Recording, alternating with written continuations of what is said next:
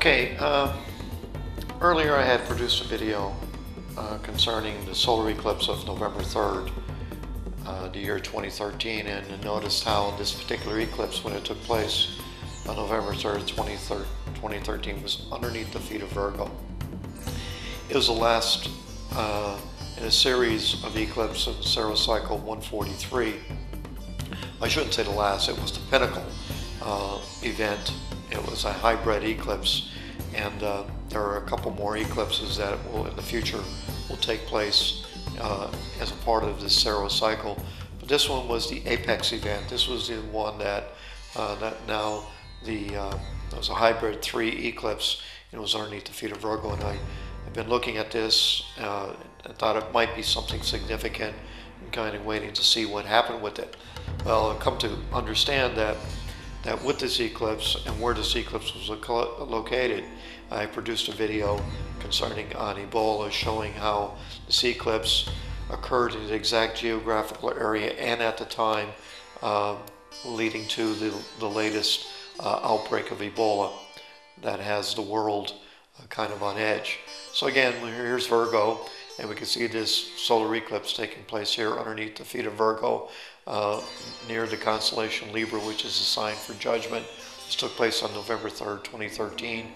The solar eclipse underneath the sun. Of course, Revelation 12:1-5, as we see the constellation Virgo described with the moon on her feet and clothed with the sun, and the dragon, which you can't see in this picture because you just see the tail of the dragon here, but it's a very long constellation, and it's standing before the woman. And because of that passage in Revelation, I thought that the solar eclipse indeed could be something very significant. Well, as it turns out, Luke tells us that there shall be signs in the sun, moon, and stars. The word there, stars, is astron. It could also mean grouping of stars or constellations. So this is a map that I showed previously concerning the Ebola outbreak. It was produced by Oxford University. It shows where the Ebola virus broke out. Right? This is a map taken from the NASA website, and it shows the November 3rd eclipse, and it's a little video here. I'm just going to run it a little bit. You can see the shadow of the eclipse and coming right through here. Okay, maximum eclipse right there, and then moving on through to the the central part of Africa as well. Okay. Again, just watch one more time. And the really dark part here is the maximum eclipse. And again, the maximum eclipse took place right here, right off the coast of Guinea, where Ebola is believed to have broken out.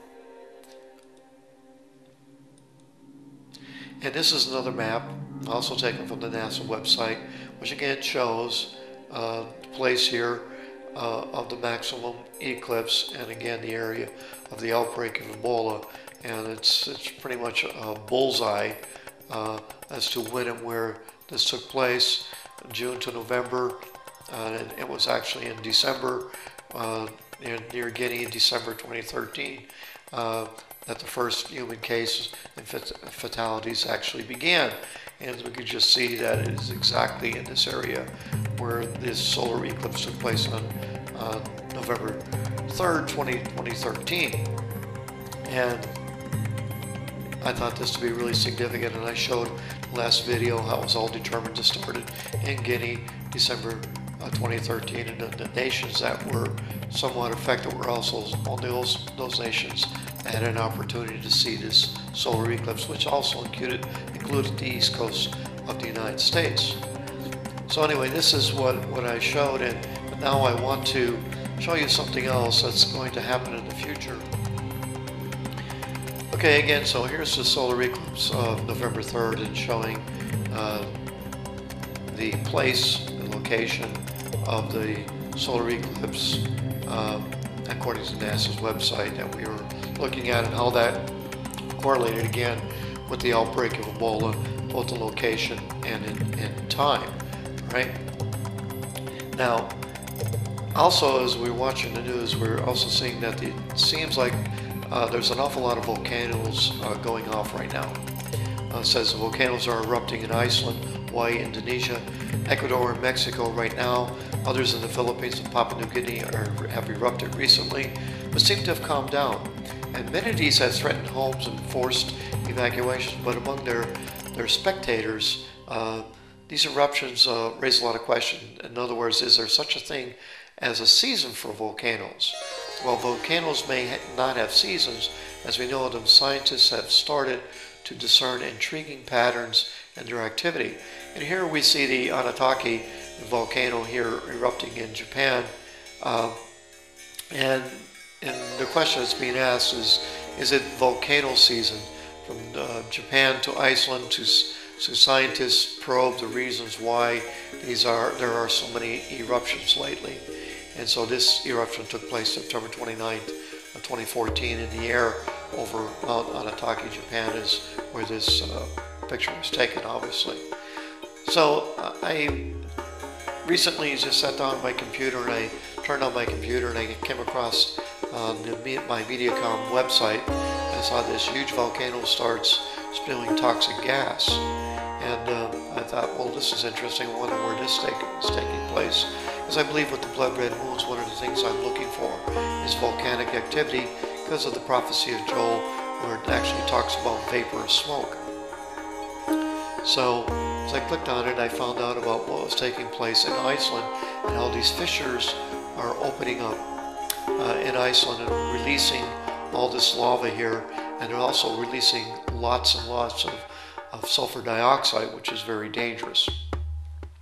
These are some of the lava flows here in the fissure that are shooting up. Started back in August 23rd, the rumblings in the mountains. It was about September 1st when the first lava flows really began to appear. Now these lava flows are producing approximately 350 cubic meters of lava every second. That's about 1,200 cubic feet. And that's a lot of lava. That's about 1,200 cubic feet of lava, and it's about the height of the Empire State Building. So in other words, every second, these lava flows are producing enough lava to make a 1,200 feet cube of lava. And that's the height of the Empire State Building, the depth of it, and the width of it. And so just imagine. And so in fact, at that rate, Manhattan Island, which is only 22.7 square miles, it would only take the current eruption 100 seconds to cover Manhattan with the lava 1,200 feet thick. So this is Iceland, and this is where you can see the Bordabunga volcano, where there's the heart of the activity right here. And of course, there's a huge glacier. This is the largest glacier in Europe, and this volcano is underneath this glacier, so this glacier is acting like a plug.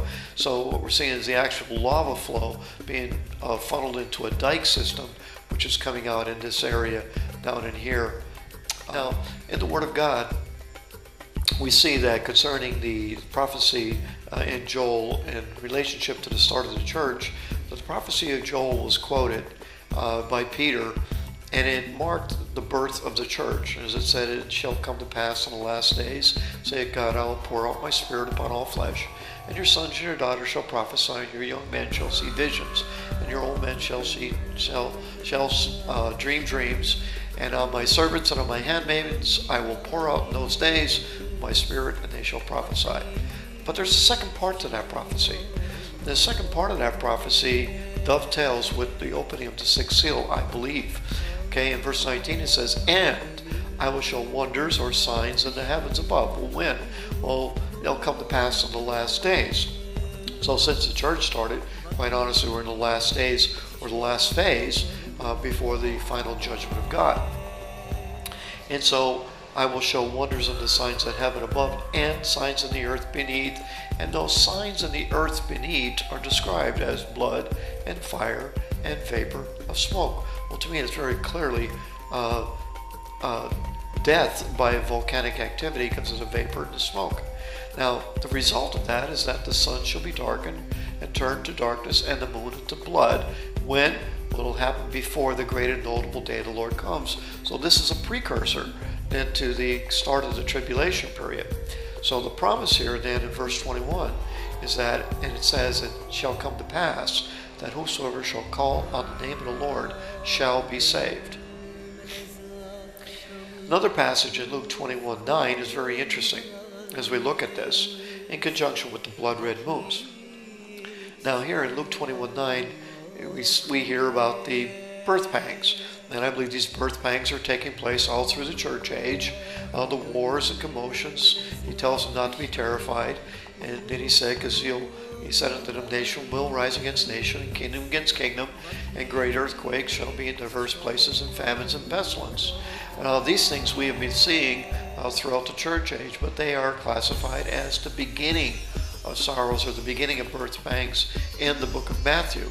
But here we don't see that phrase that these are the beginning of birth pangs, because there's something else included here in Luke 21:9 that's not included in Matthew chapter 24, and the addition is, "And fearful sights and great signs shall there be from heaven."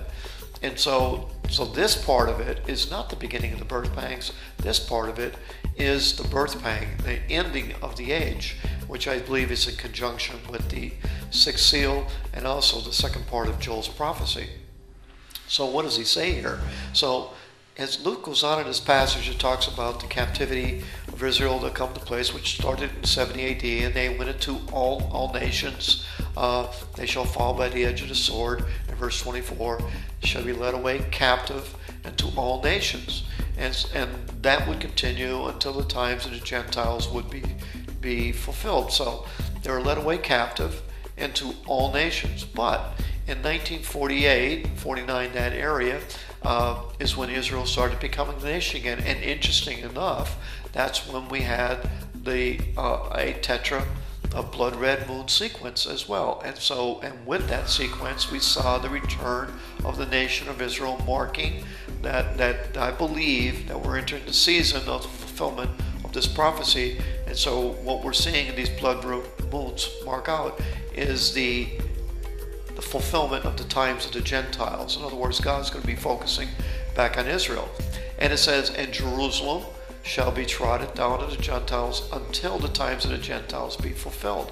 Well, here we have again in 1967 and 68, we have another 4 blood red moons taking place, and that's when Jerusalem came back under the control of Israel. And so now we're looking at the next set of blood red moons taking place in the years 2014, 2015, and we need to ask ourselves, well, if the last 2 were positive results for Israel, what should the third one be? Well, I believe it's going to be positive results in the sense that this indeed may lead to the tribulation period, but it means the building of the temple for Israel and the peace treaty. And so I believe that's a significant truth here, or an observation that needs to be duly noted. And then he goes on in verse 25 and it says, "And there shall be signs in the sun and the moon and in the stars, and upon the earth distress of nations." We certainly have that.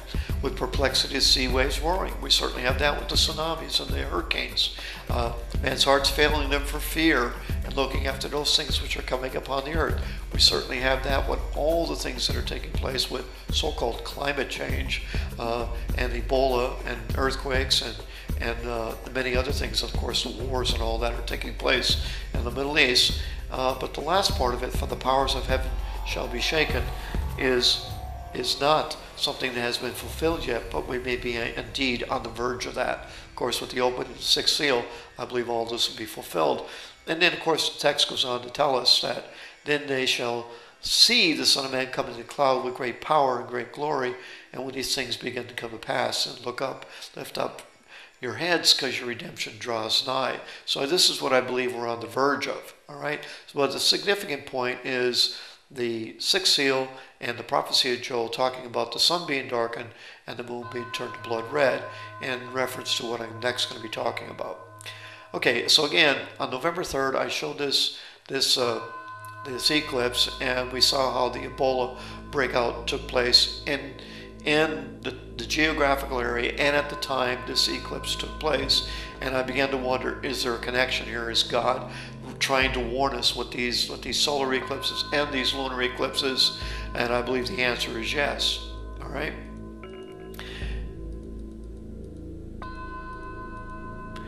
And so I produced that first video on the Ebola. But now I want to focus our attention on this upcoming eclipse on March 20th, Adar 29, Nisan 1. All right. And so this is going to be exactly 2 weeks before the Passover Blood Red Moon on April 4th coming up. All right. So this is a picture from NASA website showing this eclipse, and what I found very interesting about this eclipse is where it's taking place. It's taking place just off the coast of Iceland. Iceland is going to be the best place on the planet to see this eclipse, all right, with the exception just off the coast of Iceland. But here in Iceland, here on the east coast of Iceland, anybody who's here will get to see 99% of a total eclipse. And so as I saw this, I thought, as I began to understand some of the events that are currently taking place on Iceland with this Bardabunga volcano going off and all these fissures opening up, began to do some research. Okay, so this is the area of the greatest eclipse right here again, and to me it's very striking. And that, of course, is the area of Iceland. Now, this is just some of the lava field that we see taking place right now. It's September 26th, and this field is growing. These are just some pictures of the Bardabunga area and the fissures that are open up just to the north of Bardabunga. All right, this is a map showing the debris field in Iceland, and as far as the sulfur dioxide cloud that is threatening a lot of the areas at different days in Iceland. So again, this is the eclipse, again, the area of Ebola emergence. Now this is the eclipse where I believe that God may be calling our attention off the coast of Iceland.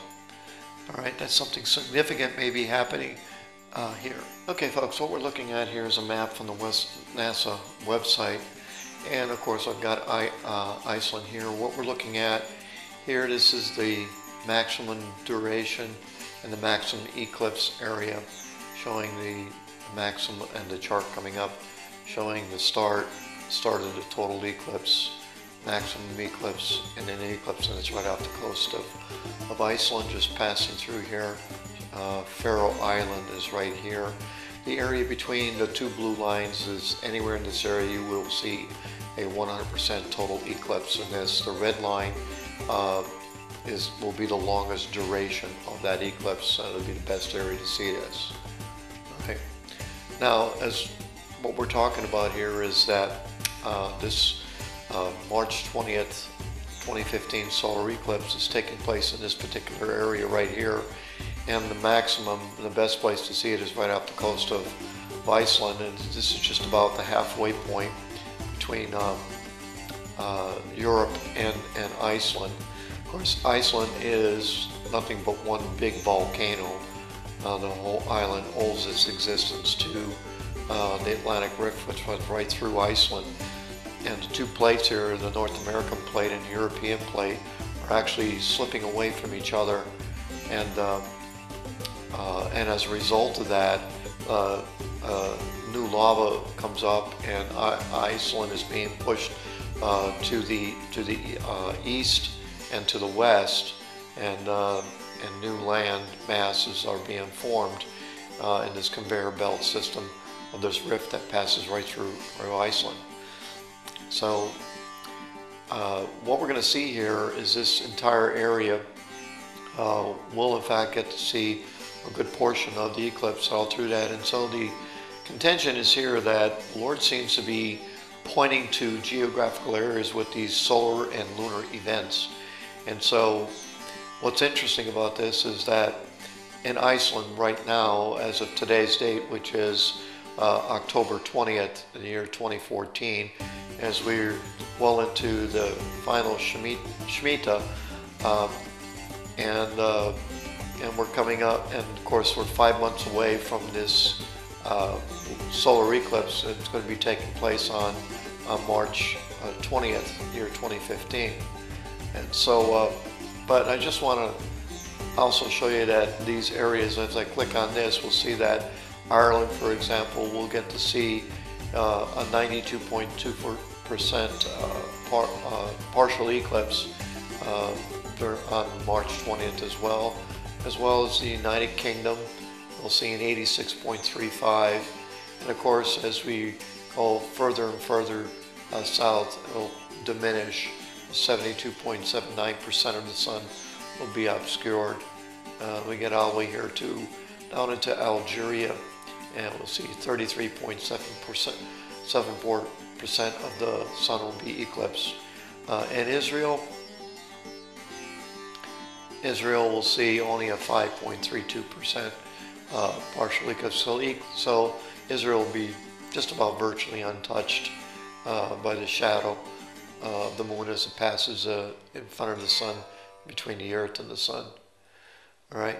By going up here, Norway will get to see 93.66% of a solar eclipse. And coming down into Germany will get to see only 75% of the sun blocked. So, but all these areas will see some of the eclipse. The shadow of the moon will pass over these areas, but the darkest sections will be in this particular area right here.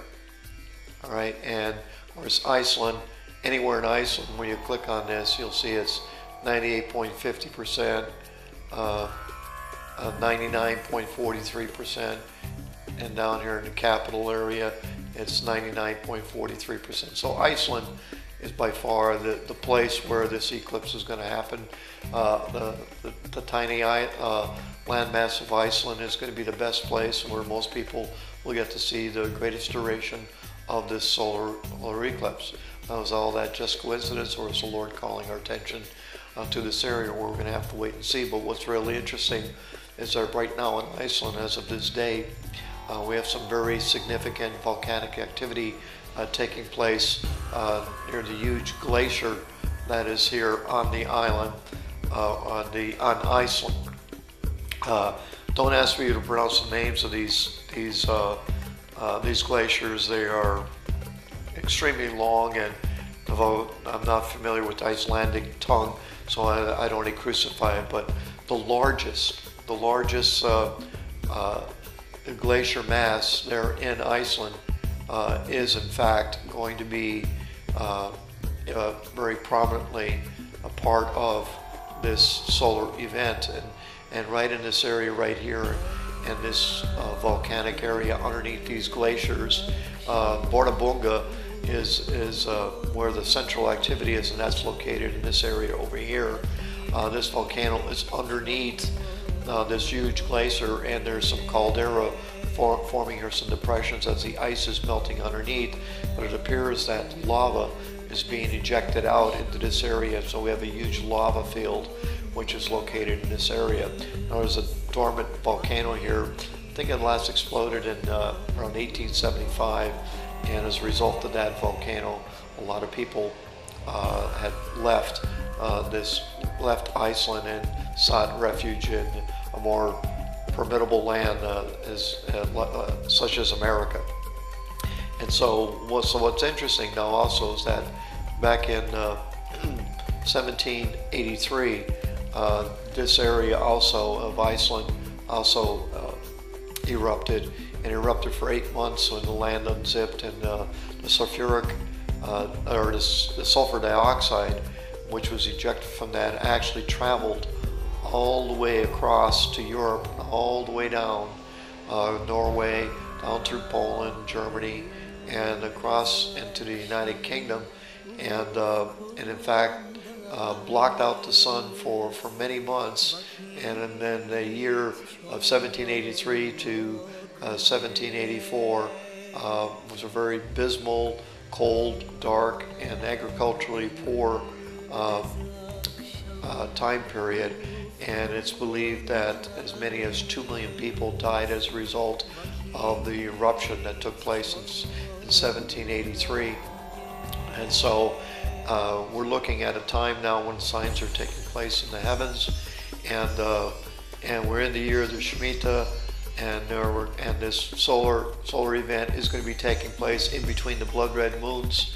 And so it's very interesting that these things are going to be taking place all at the same time. And it's just maybe a lot of people believe that the year 2015 may in fact be the time when the tribulation period starts, when we hit the 7th month of the Jewish feast in 2015. And then of course within that time period will be at the final blood red moon on the Feast of Tabernacles, Sukkot, in the month of September. I believe it's September 28th, year 2015.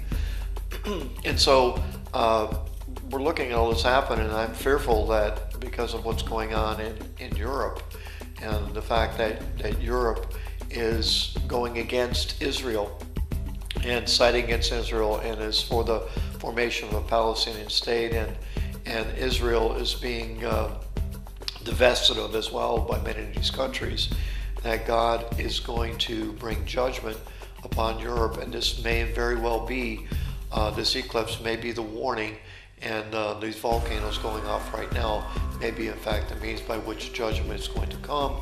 It also could be coordinated with the opening of the sixth seal, and this event may lead to many other things that are going on as well, or prophesied I should say, like the Battle of Gog and Magog, and that when this event takes place in Europe, would be devastated by the events taking place here in Europe because of the volcano and the cloud, the ash, the dust, and most importantly, most significantly, is the cloud of the the sulfur dioxide. That when sulfur dioxide is breathed in to human lungs, the moisture in the lungs turns that sulfur dioxide into sulfuric acid, and it destroys the lungs. And in fact, that's what killed a lot of people back in 1783, 1784 during this time in this area. And of course, this whole area in the area of Africa was also impacted at that time back in 1783, and a lot of famine was throughout this area because of the impact of the volcanoes going off in Iceland. So don't underestimate what's taking place in Iceland. What I'm suggesting is that everybody keep an eye on the volcanic activity there in Iceland.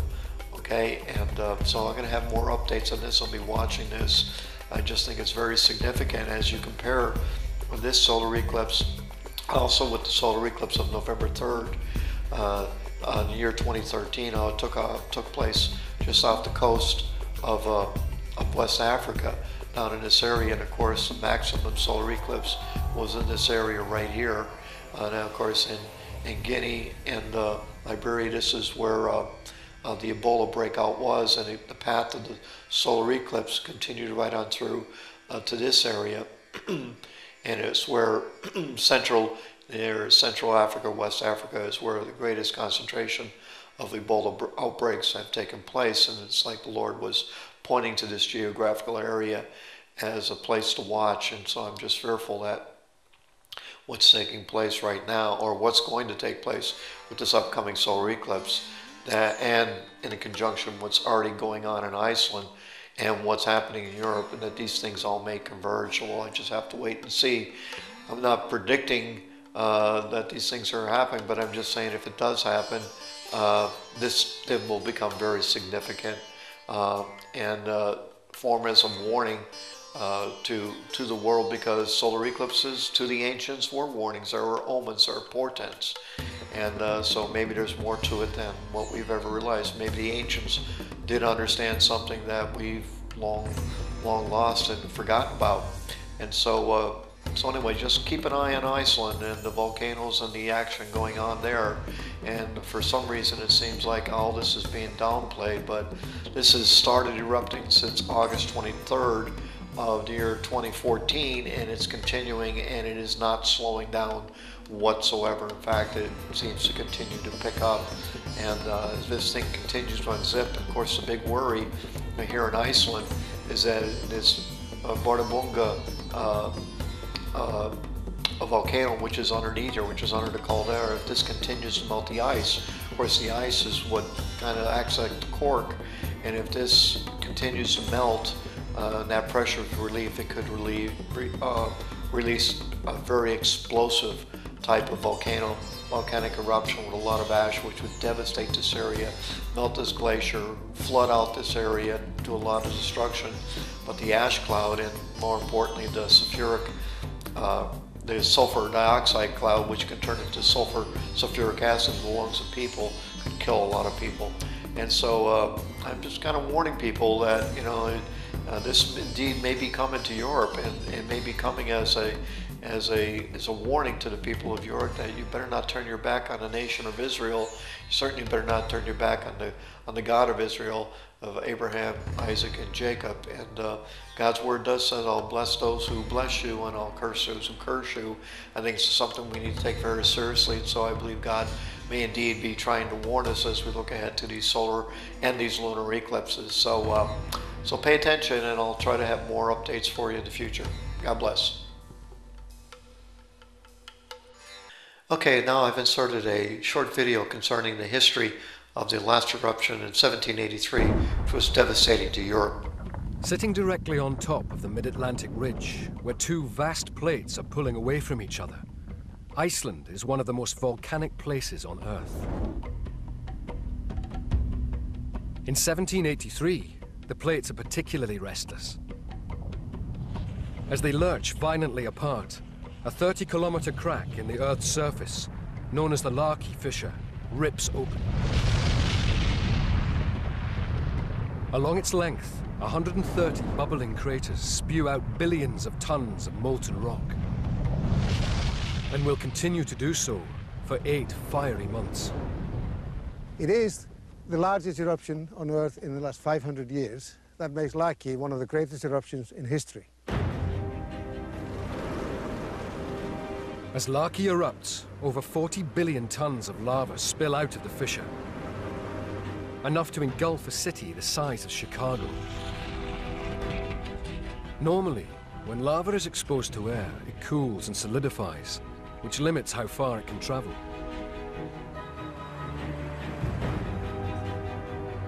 But the lava from Laki was able to travel for hundreds of kilometers, thanks to an underground system. Led by local guide Bjorn Hjorsen, Thor explores the remnants of this subterranean network, known as lava tubes. The caves are created when the upper layers of lava form a crust, protecting the free-flowing molten rock below from the cold air. Look at that level of the lava river right there. And up here, part of the roof is remelting, and you can even see these nice little droplets coming down. It shows how hot this environment was at the time, how hot the lava is, how hot the gas is right above the lava, because to form this, the temperature needs to be at 1100 degrees C. These are the key to making long lava flows. When you transport the lava through these kind of systems, it just stays fluid and hot all the way down until it breaks out of the transport system. Traveling through the tubes, Laki's lava spreads over 60 kilometers before eventually resurfacing. In total, the molten rock razes 20 villages to the ground. Laki also hurls out millions of tons of ash and toxic gases, poisoning the soil and crops. 3/4 of Iceland's sheep and more than half of all its livestock die. The people soon follow.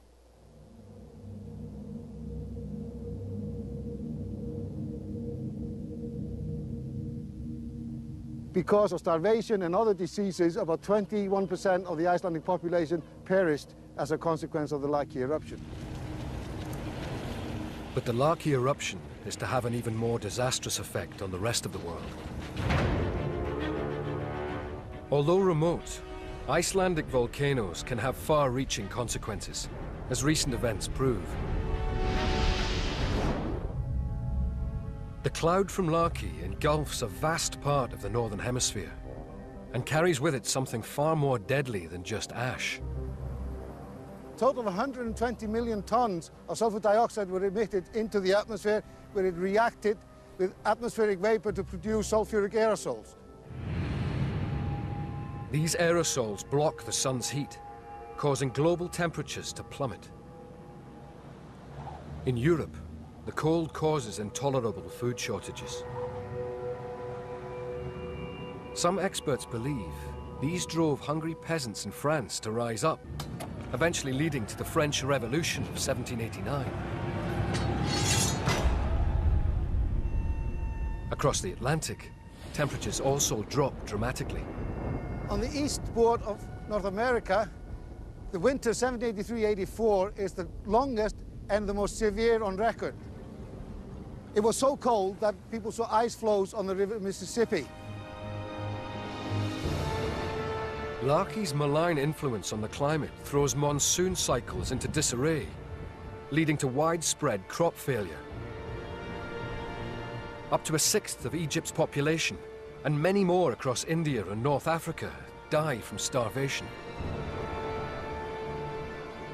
So in total, Laki may have caused the death of almost 2 million people in 1783.